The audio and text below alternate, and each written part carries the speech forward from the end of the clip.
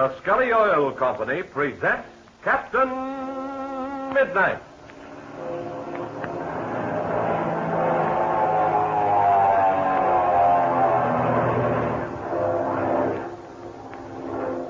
Captain Midnight, brought to you 3 times each week by the Scully Oil Company, Scully Jobbers and Dealers. Always watch for that red, white, and blue sign with the big letter S that stands for Scully Service. But first, listen. Did you ever see an airplane pilot start the engine of his plane? Well, listen. I'll show you how it goes. First, of course, he winds up his inertia starter, then he turns on the switch, releases the starter, and... There. That's the way an airplane motor starts, fast as a flash. But now listen. Does your family car start like that?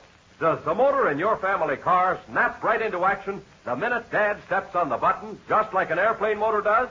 Or does your car sound more like this when Dad goes to start it up in the morning?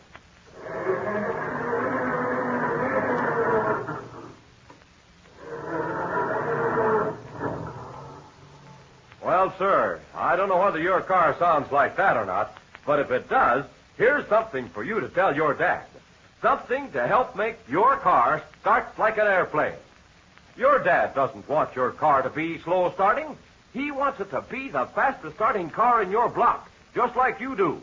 So listen, the chances are 100 to 1 all your car needs is a faster starting gasoline. So, if you want to do Dad a big favor, ask him to try a tank full of Scully tailor-made Aeromax gasoline. And here's why. Scully Aeromax gasoline is tailor-made for quick starting in your weather. It's weather right for your car. Say, won't you and Dad both be proud of your family car when it starts like an airplane? You just watch and see if Dad doesn't turn to you with a great big smile when he sees how fast your car starts with that tailor-made Scully Aeromax gasoline. So remember, if you want your car to start like an airplane, fast as a flash, tell Dad to stop at your Scully service station for some good old Scully Aeromax, the gasoline that's tailor-made for quick starting in your kind of weather. And now to Captain McKnight. Last time you remember, during the parade of Fiesta, Chuck Ramsey and Patsy Donovan went outside the courtyard and into the plane formerly flown by Ivan Shark's chief pilot, Gardo. Chuck tuned the plane's radio to the wavelength used by Captain Midnight's Spartan, and he and Patsy distinctly heard a feeble voice calling for help.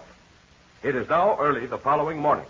Captain Midnight and Chuck are in the cockpit of the plane, and the famous pilot is trying to tune out the static on the radio.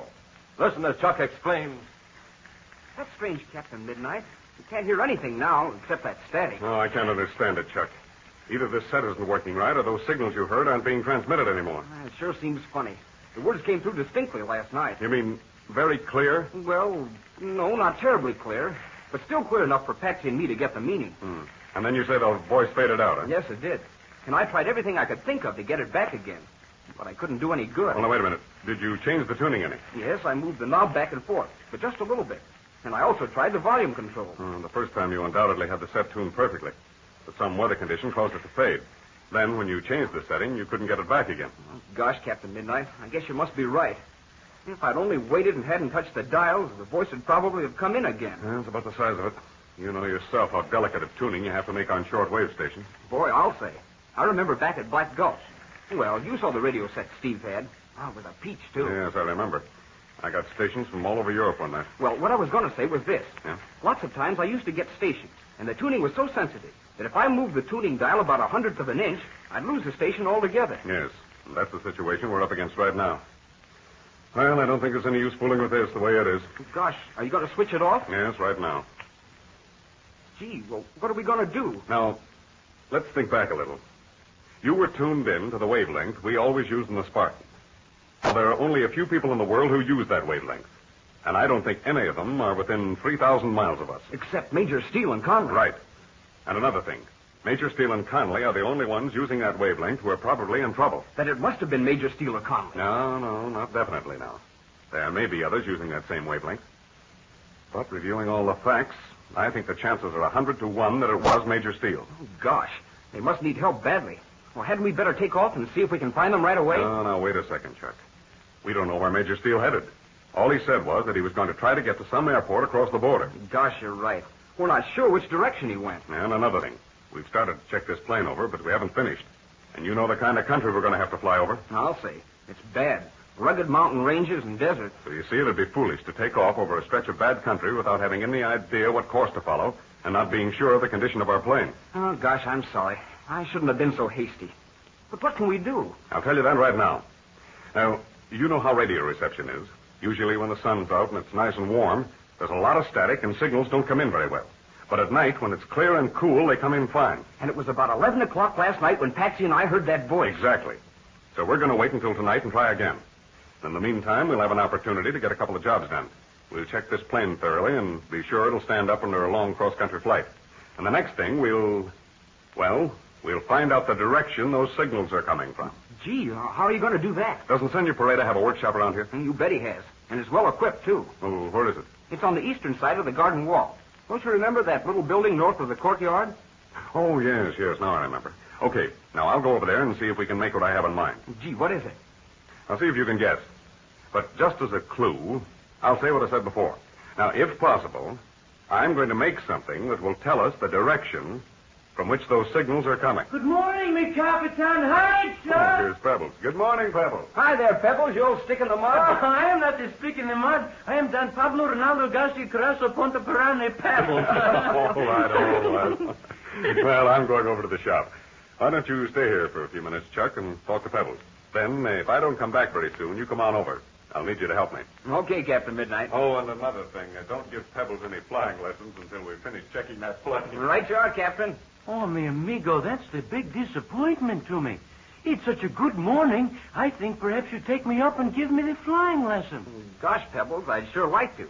But you heard what Captain Midnight said. Oh, but the plane, it fly before. It must fly now. Well, it'd probably fly all right. But Captain Midnight's figuring on a long cross-country trip. And we've got to know it's in good condition before we take off. Then you go with El Capitan? Well, I guess so, Pebbles. At least I hope so. Oh, that's the excellent thing, mi amigo. For if you go, then Pablo go too. You see, the plane, it holds 4 passengers.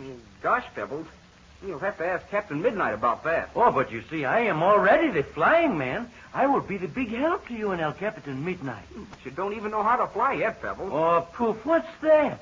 I've already decided to take the aviation course, so that makes me the flying man. You will ask El Capitan Midnight to let me come along, Chuck? Well, I think you'd better ask Captain Midnight yourself. You go on the trip to find this Major Steele and Connolly, know for done? That's right. We're going to see if we can't find them. Oh, Patsy tells me about them. She thinks they've had the crash. Yes, and that's what Captain Midnight thinks. You see, their landing gear was damaged, so they couldn't let it down. But they were already in the air. So Major Steele said he was going to fly to some airport across the border, repair the plane, and bring help back to us. But, mi amigo, how does Major Steele make the landing when the gear cannot be lowered? Well, a good pilot can do that, Pebbles. You see, the tires of the wheel stick down below the body a little bit, even when the gear is in the retracted position. You just have to be careful to keep the plane absolutely level. Well, otherwise, one wing will dig into the ground. Oh, I see, mi amigo. Well, it's not so difficult after I have the flying course. Then I will be able to do that, too. Of course you will, Pebbles. I think you're going to take to flying like a duck to water. Oh, you bet the sweet neck, Chuck. I will be much better in the air than the duck is in water. Oh, that a boy, Pebbles. Captain Midnight says there's one thing that's most important in flying. You've got to have a lot of confidence. You've got to believe in yourself. Oh, say, I am so excited, mi amigo. I can hardly wait to get to the Spartan Flying School. Oh, then it's decided you're going there. Oh, see, my uncle Don Juan, he says he wishes me to go to the best flying school in the world. And he says the school El Capitan Midnight says must be the best one. Oh, gee, Pebbles, I'm sure glad. Well, you'll have a swell time there. And before you know it, you'll have your license. Oh, what kind of a course are you going to take? Oh, that I do not know, mi amigo. Well, is it not one course to learn to fly? Oh, gosh, no. They have many courses. You can take a short one, which will give you a private pilot's license. Then you can take the longest and best one, which will give you your transport license. Oh, but there is only the one course I wish to take. And which one's that, Pebbles? I wish to take the course which will make me the Lindbergh. But gosh, Pebbles, they don't have any course like that. Whether or not you become another Lindbergh depends on you. Oh, then, mi amigo, it's very simple. If it's up to me, then I have already decided. I will be the Lindbergh of Mexico. Oh, that's the stuff, Pebbles. If you work hard enough, maybe you will be another Charles Lindbergh. Well, I guess I'd better go over to the shop now. Captain Midnight said if he didn't come back very soon that I was to go over and meet him. Oh, let us shake the dogs then. I will go with you. Hours have passed. It is now almost 11 o'clock at night. Captain Midnight, Chuck Ramsey, and Pablo are gathered together about an apparatus which Captain Midnight has made and which has been placed on a table outside the workshop. Let's listen as Chuck says. Gosh, Captain Midnight, I should have guessed it right away.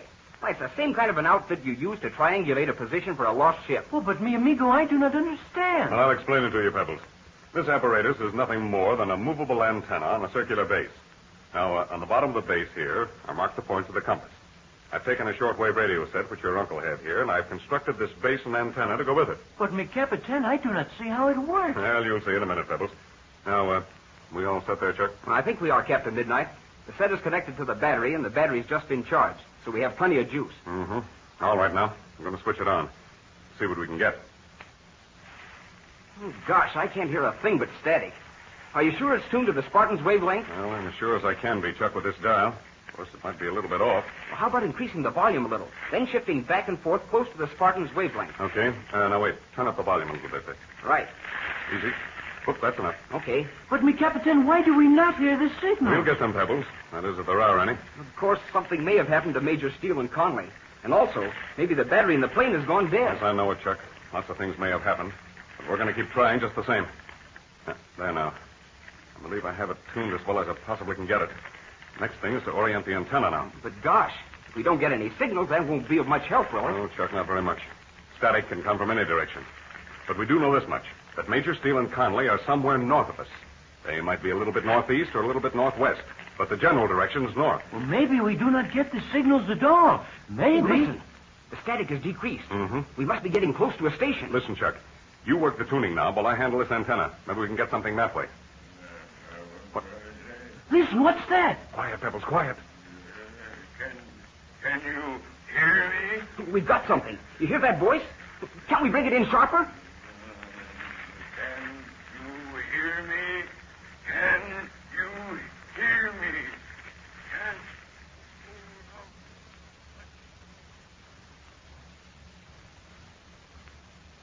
What voice is this which Captain Midnight and Chuck has succeeded in bringing in on the shortwave radio set? Is it actually the voice of Major Steele? What will Captain Midnight do? Tune in Monday to Captain Midnight. Now, don't forget that tip I gave you just a few minutes ago. You want your family car to start like an airplane, I know. You want your car to be the fastest starting car in your block. Then remember, won't you, tell your dad to try some fast-starting Skelly Aeromax, the gasoline that's tailor-made for quick starting in your kind of weather. Stop by your Skelly service station tonight. Tell your Skelly man you want your car to start like an airplane.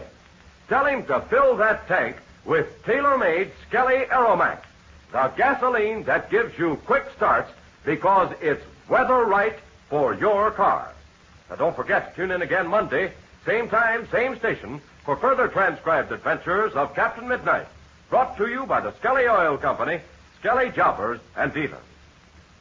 Someone is in dire distress, but how can Captain Midnight and Chuck go to his assistance when they can get no clue whatever as to the location of the voice? If they do succeed, will it be too late? Be sure to listen Monday. Until then, this is Don Gordon, your Skelly man, saying goodbye and happy landing!